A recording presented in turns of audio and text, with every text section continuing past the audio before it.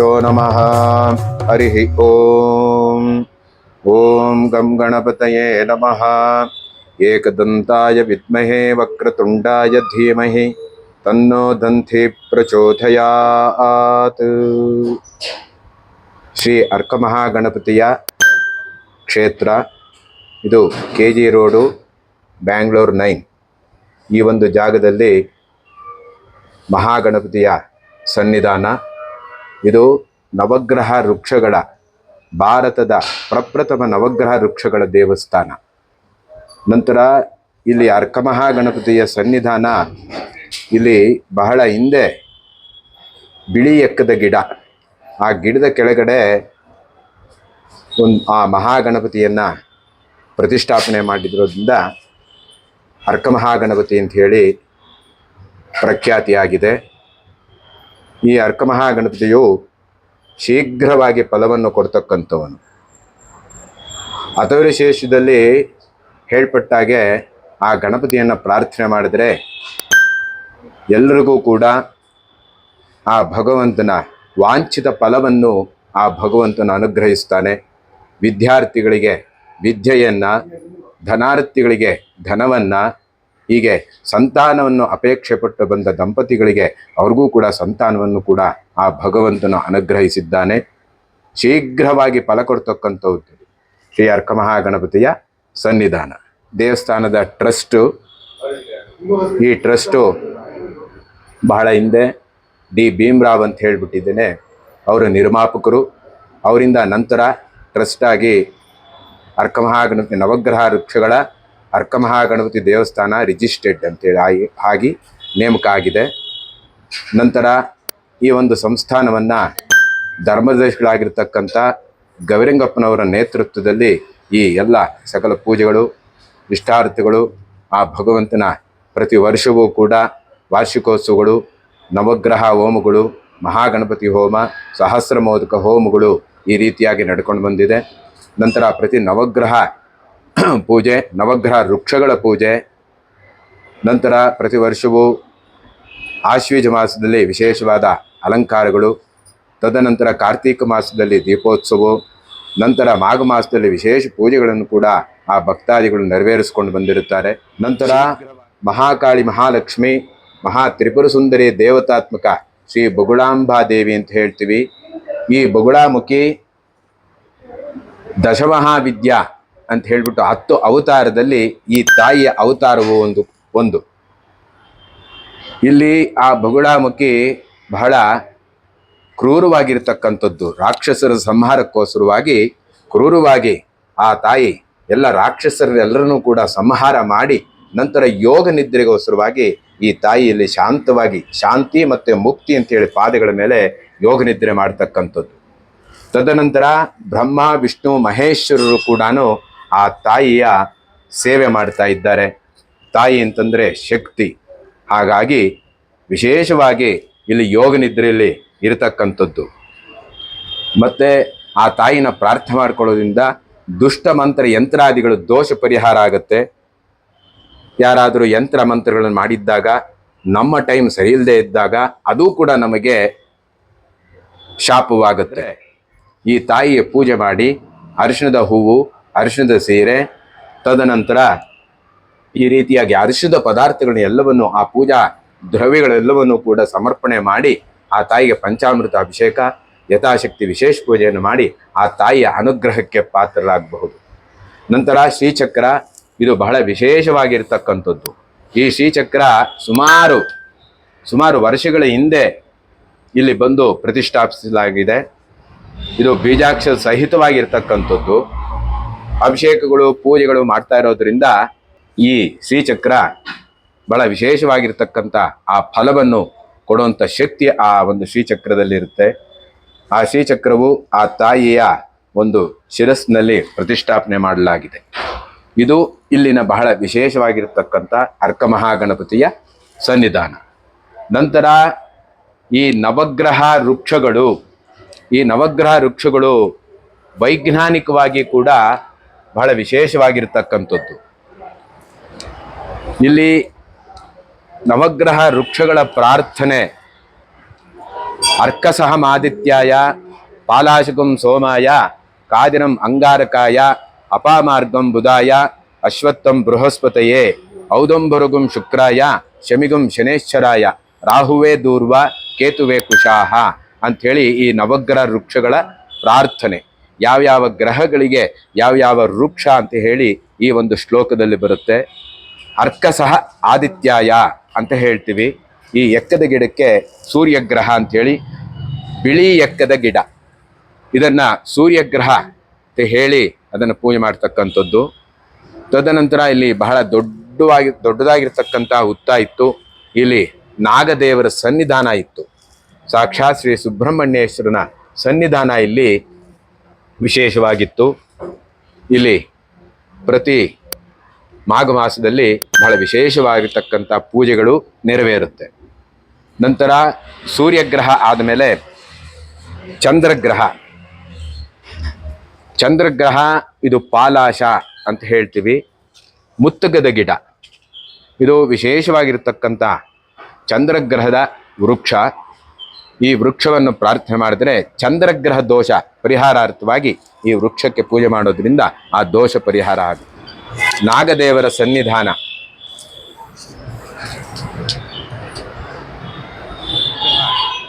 ನಂತರ ಅಂಗಾರಗ್ರಹ, ಕಗ್ಗಲಿ ಗಿಡ. ಈ ಕಗ್ಗಲಿ ಗಿಡವನ್ನು ಅಂಗಾರಕದ ದೋಷ ಪರಿಹಾರಾರ್ಥವಾಗಿ ಈ ಗಿಡವನ್ನು ಪೂಜೆ ಮಾಡೋದ್ರಿಂದ ಆ ದೋಷಗಳು ಕೂಡ ಪರಿಹಾರ ಆಗುತ್ತೆ. ಈ ಮದುವೆ ನಿಧಾನ ಆಗಿರುವಂಥದ್ದು, ಸಂತಾನ ನಿಧಾನ ಆಗಿರ್ತಕ್ಕಂಥದ್ದು, ಅಂಥ ಸಂದರ್ಭಗಳಲ್ಲಿ ಆ ಒಂದು ವೃಕ್ಷಕ್ಕೆ ಪ್ರಾರ್ಥನೆ ಮಾಡಿ ತಮ್ಮ ಯಥಾಶಕ್ತಿ ಪೂಜೆ ಮಾಡೋದ್ರಿಂದ ಆ ಅನುಗ್ರಹ ಆಗತ್ತೆ ಅಂತ ಹೇಳಿ ಆ ಭಗವಂತನ ಸನ್ನಿಧಾನದಲ್ಲಿ ವಿಶೇಷವಾಗಿರತಕ್ಕಂಥದ್ದು. ನಂತರ ಬುಧಗ್ರಹ, ಉತ್ತರಾಣಿ ಗಿಡ. ಈ ಉತ್ತರಾಣಿ ಗಿಡ ಬುಧಗ್ರಹ. ಬುಧಗ್ರಹವು ವಾಣಿಜ್ಯಾಧಿಪತಿ ಮತ್ತು ವಿದ್ಯಾಧಿಪತಿ ಅಂತ ಕೂಡ ಆ ವೃಕ್ಷವನ್ನು ಪ್ರಾರ್ಥನೆ ಮಾಡಿದಾಗ ವಿದ್ಯೆಯನ್ನು ಶೀಘ್ರವಾಗಿ ಅನುಗ್ರಹಿಸ್ತಾರೆ. ನಂತರ ಅಶ್ವತ್ಥ ವೃಕ್ಷ. ಈ ಅಶ್ವತ್ಥ ವೃಕ್ಷವು ಬಹಳ ವಿಶೇಷವಾಗಿರ್ತಕ್ಕಂಥದ್ದು. ಸುಮಾರು ವರ್ಷಗಳ ಹಿಂದೆ ಮೊದಲು ಅಶ್ವತ್ಥ ವೃಕ್ಷವೇ ಇಲ್ಲಿ ಮೊದಲನೇ ವೃಕ್ಷವಾಗಿ ಬೆಳೆದಿದ್ದು. ಅದು ಜೀರ್ಣವಾದಾಗ ಸುಮಾರು 250 ವರ್ಷದ ಹಿಂದಿನ ಇತಿಹಾಸ ಆ ಒಂದು ನವಗ್ರಹ ಆ ಅಶ್ವತ್ಥ ವೃಕ್ಷಕ್ಕೆ ಇತ್ತು. ತದನಂತರ ಅದು ಜೀರ್ಣವಾದ ಮೇಲೆ ಈ ವೃಕ್ಷವನ್ನು ಬೆಳೆಸಿರೋದು ಆಗಿದೆ. ಈ ವೃಕ್ಷ ಪ್ರಾರ್ಥನೆ ಮಾಡೋದ್ರಿಂದ ಗುರುಗ್ರಹ ದೋಷ ಪರಿಹಾರಾರ್ಥವಾಗಿ ಈ ಗುರುಗ್ರಹಕ್ಕೆ ಪ್ರಾರ್ಥನೆ ಮಾಡ್ತಾರೆ. ಸುಬ್ರಹ್ಮಣ್ಯೇಶ್ವರ ಸ್ವಾಮಿ ಸನ್ನಿಧಾನ. ಬಾಲಸುಬ್ರಹ್ಮಣ್ಯೇಶ್ವರ ಸ್ವಾಮಿ ಅಂತ ಹೇಳಿ ವಿಶೇಷವಾಗಿರ್ತಕ್ಕಂಥದ್ದು. ಪ್ರತಿ ಮಂಗಳವಾರಗಳು, ವಿಶೇಷವಾಗಿ ಷಷ್ಠಿ ಇಂಥ ಸಂದರ್ಭದಲ್ಲಿ ಭಸ್ಮಾಲಂಕಾರ, ಶ್ರೀಗಂಧದ ಅಲಂಕಾರ, ಬೆಣ್ಣೆ ಅಲಂಕಾರ ಇವೆಲ್ಲವೂ ಕೂಡ ಭಕ್ತಾದಿಗಳಿಂದ ನೆರವೇರಿಸಲ್ಪಡುತ್ತದೆ. ನಂತರ ಶ್ರೀ ಲಕ್ಷ್ಮೀ ಸಮೇತ ಸತ್ಯನಾರಾಯಣ ಸ್ವಾಮಿ. ಈ ಸತ್ಯನಾರಾಯಣ ಸ್ವಾಮಿಯ ಪೂಜೆ ಪ್ರತಿ ಪೌರ್ಣಮಿ, ವಿಶೇಷ ಸಂದರ್ಭಗಳಲ್ಲಿ, ಧನುರ್ಮಾಸ, ಮಾಘ ಮಾಸ ಇಂಥ ಸಂದರ್ಭದಲ್ಲಿ ವಿಶೇಷವಾಗಿ ಇರತಕ್ಕಂಥ ಪೂಜೆಗಳು ಇಲ್ಲಿ ನೆರವೇರುತ್ತೆ. ನಂತರ ಭಕ್ತಾಂಜನೇಯ ಸ್ವಾಮಿ. ನಾರಾಯಣನ ಸನ್ನಿಧಾನದಲ್ಲಿ ಇರತಕ್ಕಂಥದ್ದು ಭಕ್ತಾಂಜನೇಯ ಸ್ವಾಮಿ. ಔದಂಬರ ವೃಕ್ಷ.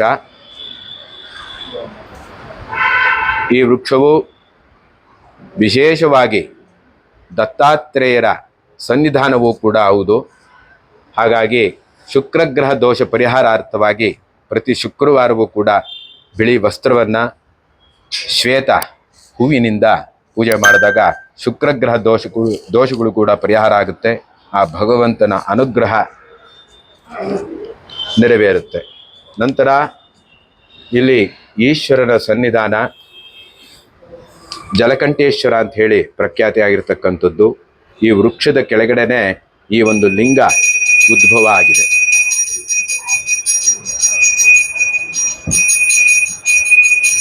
ನಂತರ ಬಿಳಿ ಎಕ್ಕದ ಗಿಡ. ಇಲ್ಲಿ ಮೊದಲು ದೊಡ್ಡ ಒಂದು ವೃಕ್ಷ ಇಲ್ಲಿತ್ತು. ಅದು ಗಿಡವಾದರೂ ಕೂಡ ವೃಕ್ಷವಾಗೇ ಬೆಳೆದಿತ್ತು. ಈ ಗಿಡದ ಕೆಳಗಡೆನೆ ಆ ಬೇರಿನಲ್ಲಿ ಉದ್ಭವ ಆಗಿತ್ತು ಮಹಾಗಣಪತಿ. ಆ ಕಾರಣಕ್ಕೋಸ್ಕರವಾಗಿ ಈ ಗಿಡದ ಕೆಳಗಡೆನೆ ಪ್ರತಿಷ್ಠಾಪಿಸಲ್ಪಟ್ಟಂಥ ಆ ಅರ್ಕಮಹಾಗಣಪತಿ. ಹಾಗಾಗಿ ಅರ್ಕಮಹಾಗಣಪತಿ ಅಂತ ಹೇಳಿ ಪ್ರಖ್ಯಾತಿಯಾಗಿದೆ. ಈ ಶನೇಶ್ವರ ಸ್ವಾಮಿಯು ವೃಕ್ಷ ಬಹಳ ದೊಡ್ಡ ವೃಕ್ಷ ಇತ್ತು, ಅದು ಜೀರ್ಣವಾಗಿ ಇವಾಗ ಇಲ್ಲಿ ಶಮಿ ವೃಕ್ಷ ಬೆಳೀತಾ ಇದೆ. ಆಶ್ವಯುಜ ಮಾಸದಲ್ಲಿ ವಿಜಯದಶಮಿ ದಿವಸ ವಿಶೇಷವಾಗಿರ್ತಕ್ಕಂಥ ಪೂಜೆ ಇಲ್ಲಿ ಏರ್ಪಾಟಾಗುತ್ತೆ. ರಾಹುಗ್ರಹ, ಇದು ಗರಿಕೆ.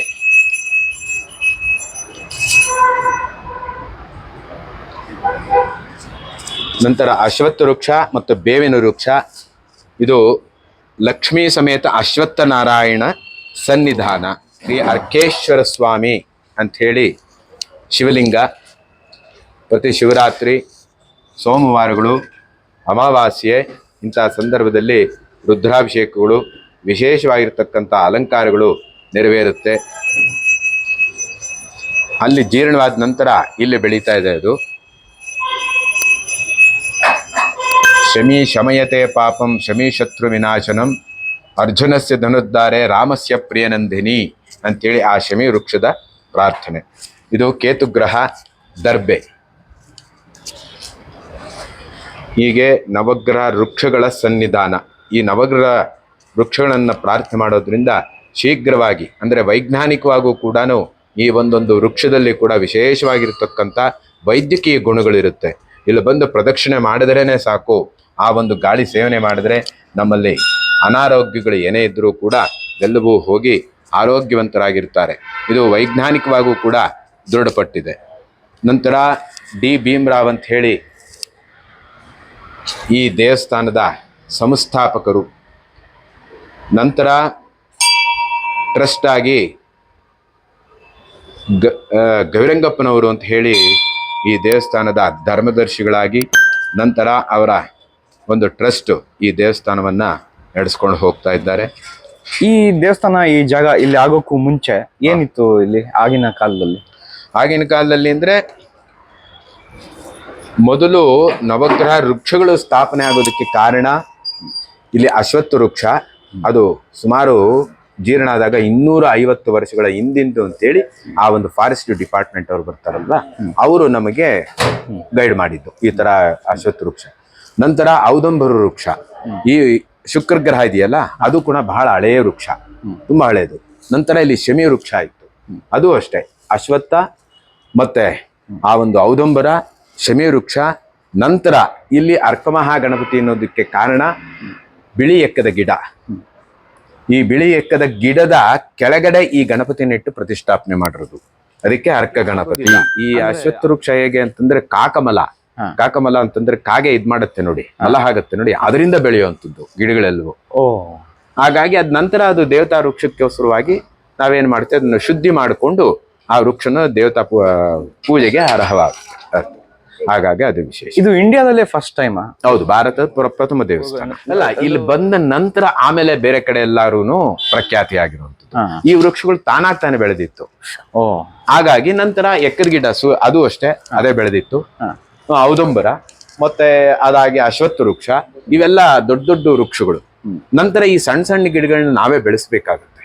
ಇವಾಗ ಗರಿಕೆ, ನಂತರ ಕಗ್ಗಲಿ ಗಿಡ, ಅದು ಇದೆಲ್ಲವನ್ನು ನಾವೇ ದರ್ಬೆ, ಇದನ್ನ ಆವಾಗವಾಗ ನಾವೇ ಬೆಳೆಸ್ಕೊಳ್ಬೇಕಾಗುತ್ತೆ. ಹಾಗಾಗಿ ಅದನ್ನು ಸೇರಿಸ್ಕೊಂಡು ನವಗ್ರಹ ವೃಕ್ಷಗಳಾಗಿ ಪ್ರಖ್ಯಾತಿ. ನಂತರ ಬಗುಳಾಮುಖಿ, ಆ ಬಗುಳಾಮುಖಿ ಬಂದು ಬೇರೆ ಕಡೆ ಎಲ್ಲೋ ಇತ್ತು ಆ ವಿಗ್ರಹ, ಅದನ್ನ ತಂದು ಇಲ್ಲಿ ಪ್ರತಿಷ್ಠಾಪನೆ ಮಾಡಿರೋದು. ಬೇರೆ ಇನ್ನೆಲ್ಲೋ ಭಾರತದಲ್ಲಿ ಎಲ್ಲೂ ಇಲ್ಲ, ಗೊತ್ತಾಯ್ತಾ? ಮಹಾಕಾಳಿ, ಮಹಾಲಕ್ಷ್ಮಿ, ಮಹಾ ಸರಸ್ವತಿ ಅಂತ ಹೇಳ್ತೀವಿ. ಮಹಾಕಾಳಿಯಾಗಿ ಇರಲೇಬೇಕು.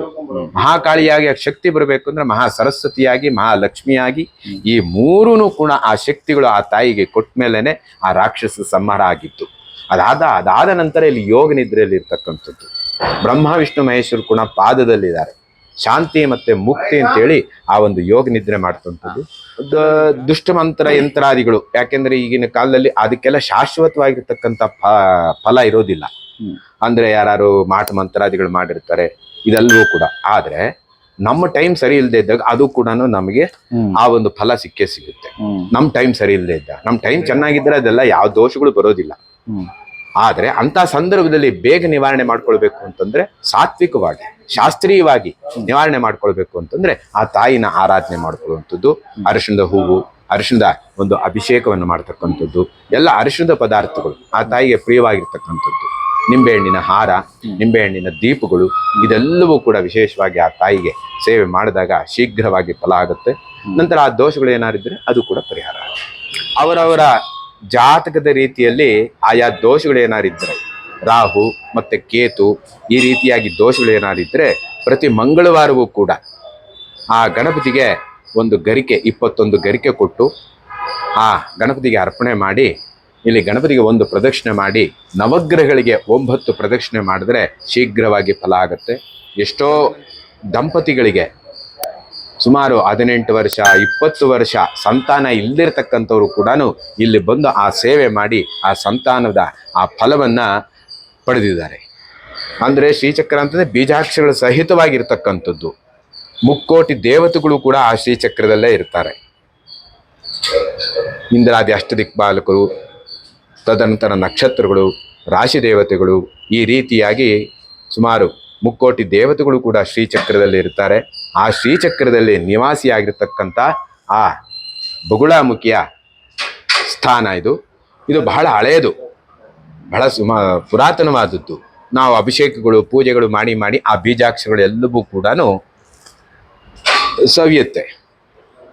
ಅದರಲ್ಲಿರ್ತಕ್ಕಂಥ ಫಲ ವಿಶೇಷ ಪೂಜೆಗಳು ಇದೆಲ್ಲ ಮಾಡಿ ನೈವೇದ್ಯಗಳು ಇದನ್ನೆಲ್ಲ ಮಾಡಿದಾಗ ಅದರಲ್ಲಿ ಇನ್ನೂ ಶಕ್ತಿ ಜಾಸ್ತಿ ಆಗುತ್ತೆ. ತದನಂತರ ಇಲ್ಲಿ ಬರುವಂಥ ಭಕ್ತಾದಿಗಳೆಲ್ಲರೂ ಕೂಡ ಸಾಮೂಹಿಕವಾಗಿ ಪ್ರಾರ್ಥನೆ ಮಾಡೋದ್ರಿಂದ ಅದರಲ್ಲಿ ಇನ್ನಷ್ಟು ಶಕ್ತಿ ಜಾಸ್ತಿ ಆಗಿ ಅವರು ಶೀಘ್ರವಾಗಿರ್ತಕ್ಕಂಥ ಆ ಫಲಗಳ ಅಪೇಕ್ಷೆಯನ್ನು ಪಡೆಯ ಬಹಳಷ್ಟು ಜನ ಬಂದಿದ್ದಾರೆ. ನಮ್ಮ ಚಿತ್ರರಂಗದಲ್ಲಿರ್ತಕ್ಕಂಥವ್ರು, ತದನಂತರ ಈ ದಿನೇಶ್ ಗುಂಡೂರಾವ್ ಅವರು, ದೇವೇಗೌಡವರ ಪತ್ನಿ ಚೆನ್ನಮ್ಮನವರು ಅಂಥೇಳಿ ಅವರು ಕೂಡ ಇಲ್ಲಿ ಬಂದಿದ್ದಾರೆ. ಮತ್ತು ಸುದೀಪ್ ಅಂತ ಹೇಳಿ ಅವರು ಕೂಡ ಇಲ್ಲಿ ಬಂದು ಪ್ರಾರ್ಥನೆ ಮಾಡ್ಕೊಂಡಿದ್ದಾರೆ. ರಾಜ್ಕುಮಾರ್ ಅವರು 108 ದಿನಗಳ ವನವಾಸದ ಆ ಸಂದರ್ಭದಲ್ಲಿ ಇಲ್ಲಿ ವಿಶೇಷ ಪೂಜೆ ಮಾಡಿ ನಮ್ಮ ಚಿತ್ರರಂಗದ ಎಲ್ಲರೂ ಕೂಡ ಇಲ್ಲಿ ಬಂದು ಪ್ರಾರ್ಥನೆ ಮಾಡಿ ಆ ಭಗವಂತನ ಅನುಗ್ರಹಕ್ಕೆ ಪಾತ್ರರಾಗಿದ್ದಾರೆ. ಹೀಗಾಗಿ ಮತ್ತೆ ರಾಜಕೀಯ ವ್ಯಕ್ತಿಗಳು, ಕುಮಾರಸ್ವಾಮಿಗಳು ಅವರು ಕೂಡ ಬರಬೇಕು ಅಂತ ಹೇಳಿ ಎಲ್ಲ ಪ್ರಯತ್ನ ಮಾಡಿದ್ರು. ರಾಜಕೀಯದ ಒತ್ತಡದಿಂದ ಇಲ್ಲಿ ಬರೋಕ್ಕಾಗಲಿಲ್ಲ. ಹಾಗಾಗಿ ಎಲ್ಲರೂ ಕೂಡ ಬರ್ತಾರೆ, ಬಂದು ಅವರವರ ಆ ಅಪೇಕ್ಷೆಯನ್ನು ಆ ಭಗವಂತನಲ್ಲಿ ಪ್ರಾರ್ಥನೆ ಮಾಡಿ ಆ ಫಲವನ್ನು ಪಡೆದಿದ್ದಾರೆ. ಇಲ್ಲಿ ನೋಡಿ, ನಮ್ಮ ಜನನಿಬಿಡವಾಗಿರ್ತಕ್ಕಂಥ ಈ ಒಂದು ಪ್ರದೇಶ ಗಾಂಧಿನಗರ, ಇಲ್ಲಿ ಹೊರಗಡೆ ಹೇಗಿದೆ, ಇಲ್ಲಿ ಒಳಗಡೆ ಹೇಗಿದೆ. ನಂತರ ಈ ಆಸ್ಟ್ರೇಲಿಯಾ ಅವರು ಗಿಡಗಳ ಬಗ್ಗೆ, ಆ ವೃಕ್ಷಗಳ ಬಗ್ಗೆ ತಿಳ್ಕೋಬೇಕು ಅಂತೇಳಿ ಇಲ್ಲೇ ಬಂದು ಸುಮಾರು ಒಂದು ವಾರ ಇಲ್ಲೇ ಇದ್ದು ಈ ವೃಕ್ಷಗಳ ಬಗ್ಗೆ ಯಾಕೆ ಇವರು ವೃಕ್ಷಗಳಿಗೆ ಪೂಜೆ ಮಾಡ್ತಾರೆ, ಈ ವೃಕ್ಷಗಳಿಗೆ ಪೂಜೆ ಮಾಡೋದ್ರಿಂದ ಏನು ಫಲ, ಇದೇ ವೃಕ್ಷವನ್ನು ಏಕೆ ಅವರು ಆಯ್ಕೆ ಮಾಡಿಕೊಂಡಿದ್ದಾರೆ, ಇಲ್ಲಿ ಬಂದು ಪ್ರತಿಯೊಂದು ಕೂಡ ಒಂದೊಂದು ವೃಕ್ಷದ ಬಗ್ಗೆ ಕೂಡ ತಿಳ್ಕೊಂಡು ಹೋಗಿ ಅವರು ತಮ್ಮ ಒಂದು ಸ್ಟಡಿ ಬುಕ್ನಲ್ಲಿ, ಅಲ್ಲೇ ಆಸ್ಟ್ರೇಲಿಯಲ್ಲಿ ಒಂದು ಬುಕ್ ಬಂದಿದೆ, ಆ ಬುಕ್ನಲ್ಲಿ ವೃಕ್ಷಗಳ ಬಗ್ಗೆ ಎಲ್ಲ ಪ್ರತಿಯೊಂದು ಕೂಡ ಅವರು ಅದ್ರ ಬಗ್ಗೆ ಲೇಖನ ಕೊಟ್ಟಿದ್ದಾರೆ.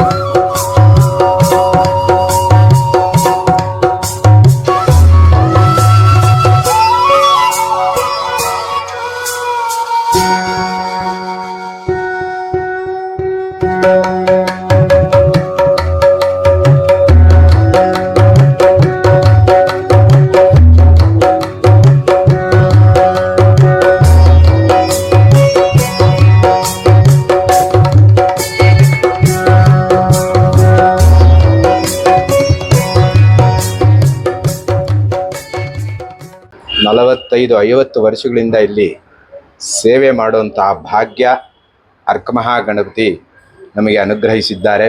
ಬಹಳ ಚಿಕ್ಕ ವಯಸ್ಸಿನಿಂದ ಸುಮಾರು 9-10 ವರ್ಷಗಳಿಂದ ನಾವು ಈ ಸೇವೆಯನ್ನು ಮಾಡ್ಕೊಂಡು ಬರ್ತಾ ಇದ್ದೇವೆ. ಅರ್ಚಕರ ಒಂದು ಸೇವೆಯನ್ನು ಮಾಡ್ಕೊಂಡು ಬರ್ತಾ ಇದ್ದೇವೆ.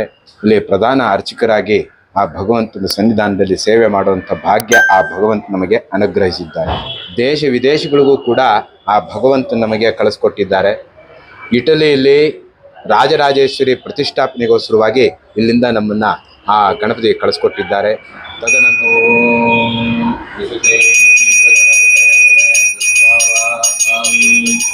ಓಂ ಗಂ ಗಣಪತಯೇ ನಮಃ. ಏಕದಂತಾಯ ವಿದ್ಮಹೇ ವಕ್ರತುಂಡಾಯ ಧೀಮಹಿ ತನ್ನೋ ದಂತೆ ಪ್ರಚೋದಯಾತ್.